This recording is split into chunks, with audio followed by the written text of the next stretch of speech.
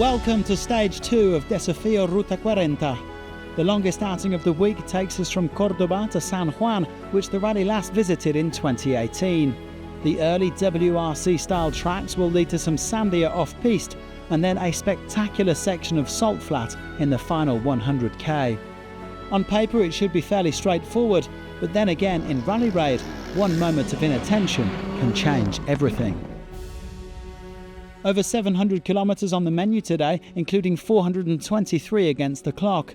It's something of a transition stage, but the competitors will still need to keep their wits about them. The speed will be high to ensure everybody gets to San Juan before nightfall.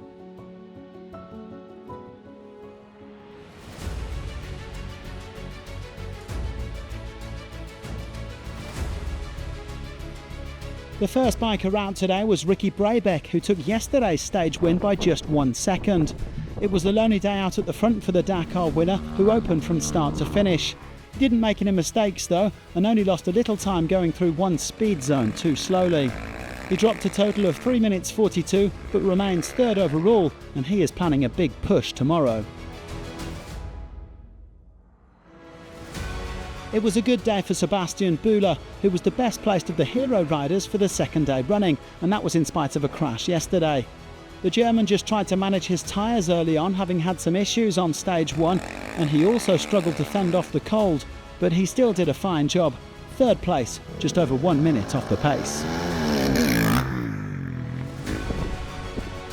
This is the first outing in Argentina for Skylar Howes, who said how impressed he was to see so many fans out on the track in the freezing early morning temperatures.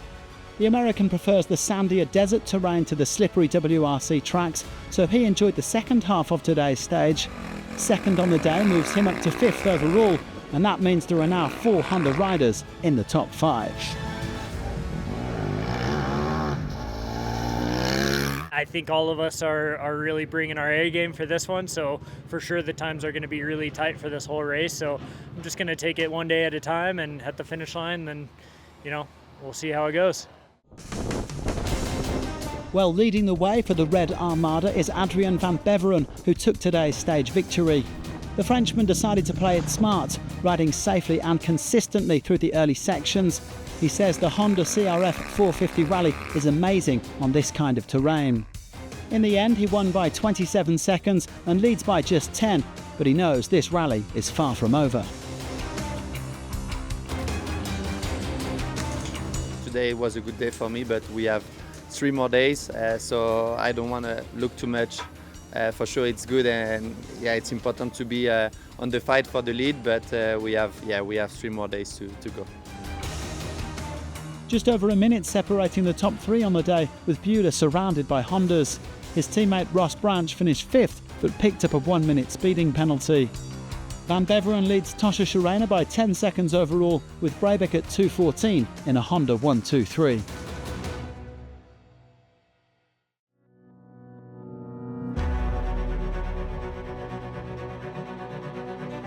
Romain Dumontier surged into the lead of the Rally 2 class with today's stage victory.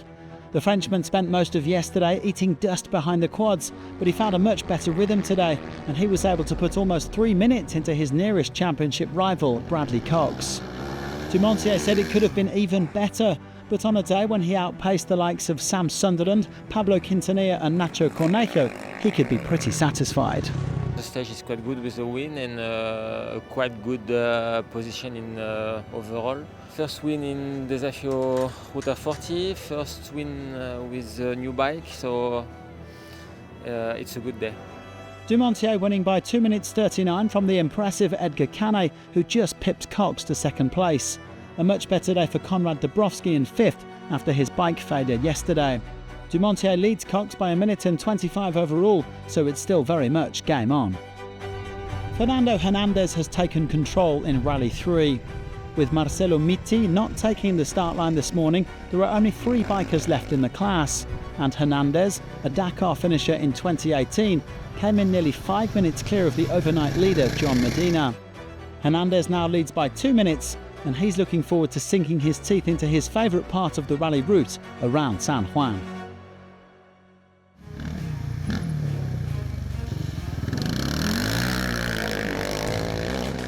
It's been an up and down 24 hours for Manuel Andújar in the quads. Yesterday he was slapped with a 12-minute penalty for arriving late to the bivouac, a fact which he contests. But having lost his overall lead to Facundo Viel, he went out and snatched it right back today with a commanding stage victory. He finished almost 20 minutes clear of second place Juan Carlos Carignani, not a bad way to celebrate a special day. Today is my birthday. I have 28 years old now. It's the best way to celebrate my birthday, no? In a race here in Argentina with all of the people, so I enjoy so much. Muchas gracias. Andújar taking it by a comfortable margin from Carignani and Kamil Wisniewski, with the overnight leader Viel nearly 27 minutes back in fourth place. Andújar now leads the rally by 17 minutes and 54 seconds.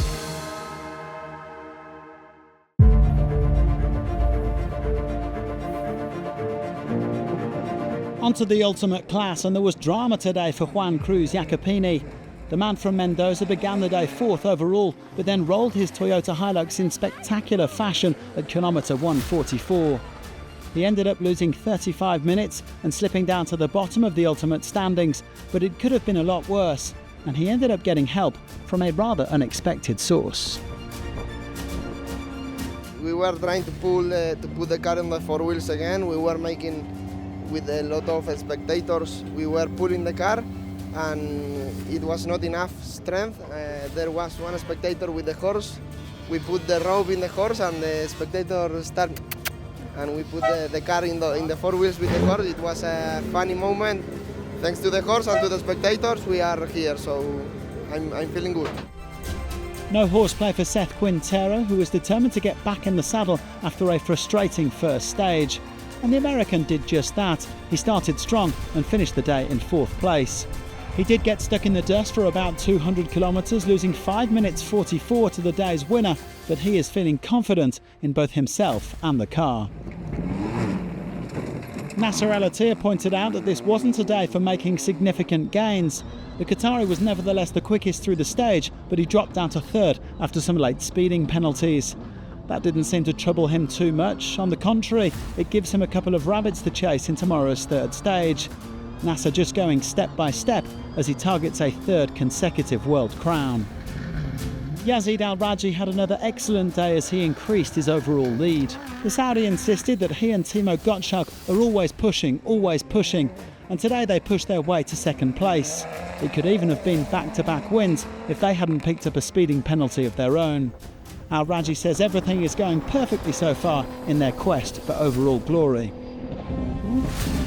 With those penalties, the stage victory ended up going to Lucas Moraes.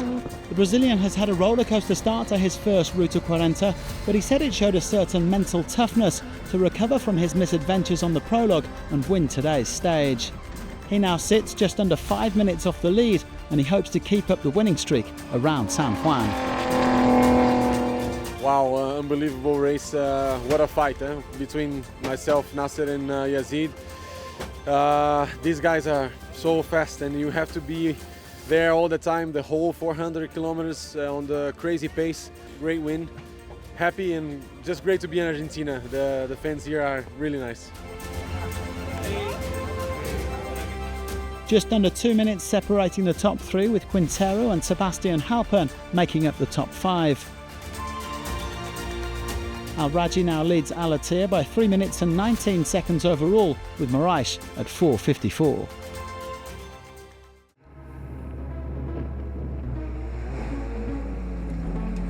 Marcelo Gastaldi came to this part of the world 5 years ago, and he's thrown himself back into the Argentine wilderness with relish.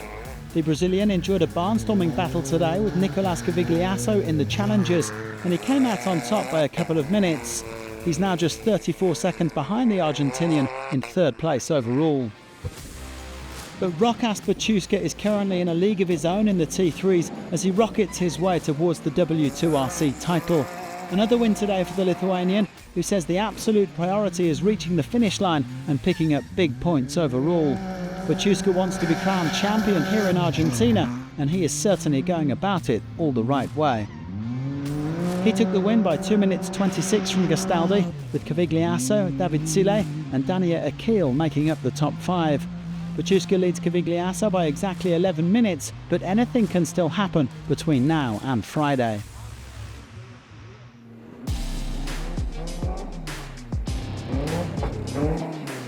The World Championship battle in the SSVs has been blown wide open, with current leader Yassir Sayedan forced to withdraw from the rally today because his team couldn't repair his broken turbo overnight. That means that second-placed Sebastian Guayasamín has a big chance to close the gap and perhaps even take the W2RC lead, provided he brings it home safe. The Ecuadorian was second today. He finished just 14 seconds down on Enrico Gaspari, a microscopic gap over 423 kilometres. With Guayasamín also getting penalties for misuse of his overtaking system yesterday, Gaspari now leads the rally by just over a minute, and he was delighted when we told him as much back at the bivouac. We are very happy. It's our first time that we win one special stage in the World Cup, and the stage is very nice. It's very fast. I loved the last part in the first flash, in the shot. I'm very happy. Gaspari and Guayasamín coming in around 4 minutes ahead of Rebecca Busi, with Ricardo Ramilo dropping to fourth due to some penalties. Only 4 minutes and 21 separate the top four, so the SSV scrap is very much on. 2 stages down and 3 to go in Argentina, and in the words of Nasser Al-Attiyah, a new rally starts tomorrow as the going really starts to get tough. Don't miss out on what should be a spectacular day around San Juan. Join us tomorrow, and thanks for watching.